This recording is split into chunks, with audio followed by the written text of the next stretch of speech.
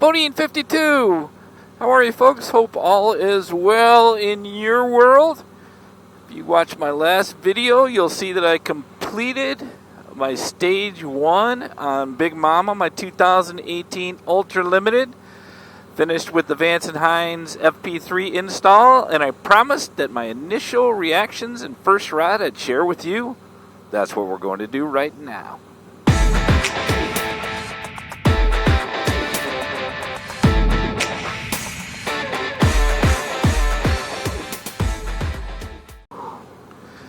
Well, earlier today I finished the Stage 1 on Big Mama. And, now that my warranty is out, I decided to go ahead and start doing a little more performance stuff to the motorcycle. Really just what I need and not overdo it. But the start was a Stage 1, which I've completed. I've had Vance and Hines slip-on on the motorcycle for just over a year. Those are Eliminator 400s. So decided to finish up on the Stage 1, and from an intake perspective, I put the Screamin Eagle air filter on, which I like the look, and I also like the extra room it gives you. And today I did the tuner. And this is my initial ride, so as I'm going and just kind of getting used to it, I will tell you that if you're thinking about doing this, it really, really is easy. And slip-ons are pretty easy to put on. The air cleaner was really simple to put on. I actually did not videotape that. There's a lot of good videos out there, but I'm telling you, it's so easy, you really didn't need a video from Bodine52 to do that. And then, of course, putting on the tuner was just as simple if you watched my last video. I'll actually link that in the description and include it at the end of this video. So when you're done watching this one, you can go ahead and take a peek at that if you have not yet. But really excited to get it out. Now, if you know anything about tuners and you know anything about the Vance and Hines FP3, you will know that, one, these are pretty well-known tuners, a lot of success from people, and I did a lot of research on them. And you really plug it into your bike, more or less.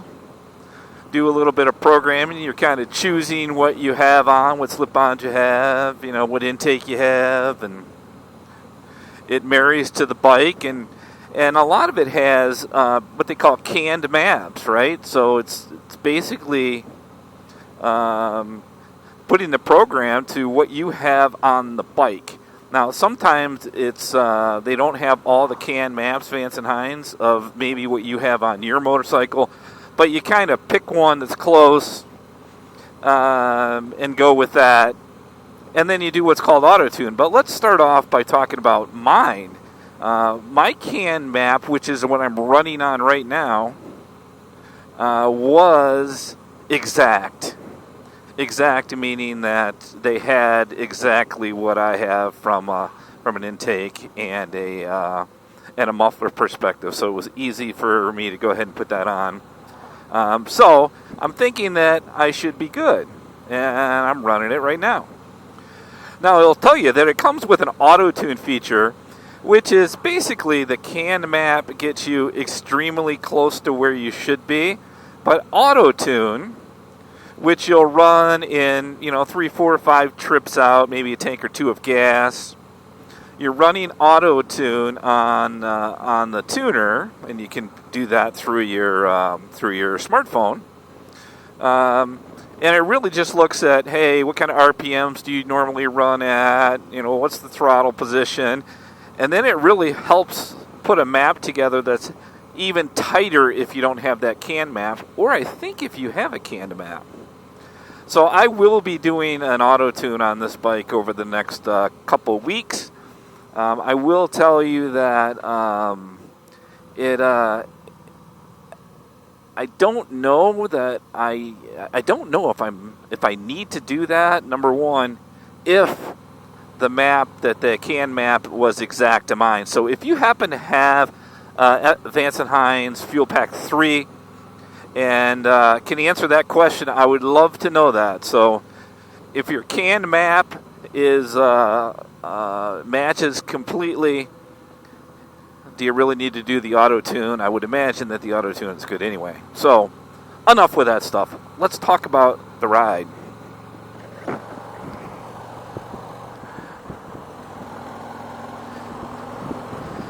Now, they will say that having a Stage 1 gives you about 10% more. You know, obviously with the Screamin' Eagle intake, there's more air coming through the bike. It's tuned a little bit more wide open and more specific for the bike and what I have on it. And first of all, let me say, I am no expert at that. But I do know this. I do know how easy it is to install. And I do know how it feels right now. And maybe it's because I just put it on, so psychologically I'm like, oh my God, this is sweet. And I've only ran maybe 15, 20 miles so far. But right now, I gotta tell you, I feel like I can see and feel a difference. That's, of course, until I get behind this elderly gentleman that is going a little slow. But it feels good so far. Now, I know that when you auto-tune, the bike doesn't run real well while it's trying to figure out what's going on. At least from what I hear. So I didn't start off with the auto-tune. I wanted to see how the can map felt. But so far, man, it feels good.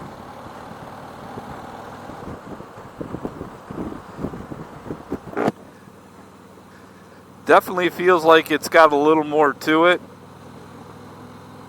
But again, I'm just 20, 30 miles in. I will tell you what, my initial reaction is, one is the can map so far seems to have me running pretty good. I'll hit some twisties and stuff up here so I can tell a little bit more where I can accelerate a little bit more than I can on this road with traffic right now. But my first impressions are it actually seems good.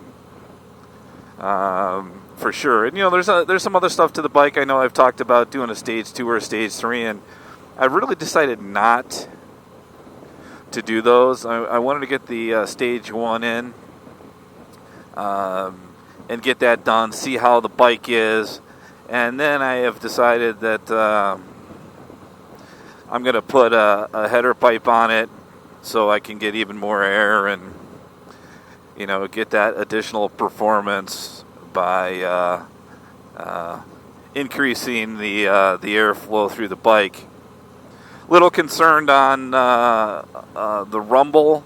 Don't want the bike to be too loud, but that is on order right now. And right now, I'm thinking what I'm going to be doing from a performance perspective, other than looking at the suspension. So, if you've done something, I know there's a lot of folks that have done something to their suspension. If you've done that on your bike in a touring model, no matter what type of bike it is, I'd love to hear your comments and your suggestions on that as I'll start doing some research.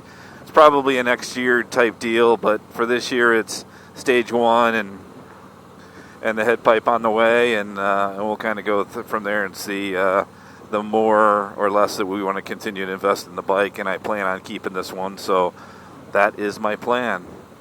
All right, folks, I am going to let you go. I just wanted to give you a quick initial perspective on this, and so far, so good. And I got to tell you what, folks, honestly, if you're thinking about doing a Stage 1, and warranty isn't an issue, because you can't do this if you're under warranty unless it's done with Harley Davidson parts and done at a dealership, so don't catch yourself in that. But if your warranty's out and you're thinking about doing this and you've done some research and this is the way you want to go, don't pay a dealership $400 or $500 to do this. You can do this. I am telling you, to put the intake on was probably 20 minutes. To do the fuel pack was maybe 45, but only because I videotaped it.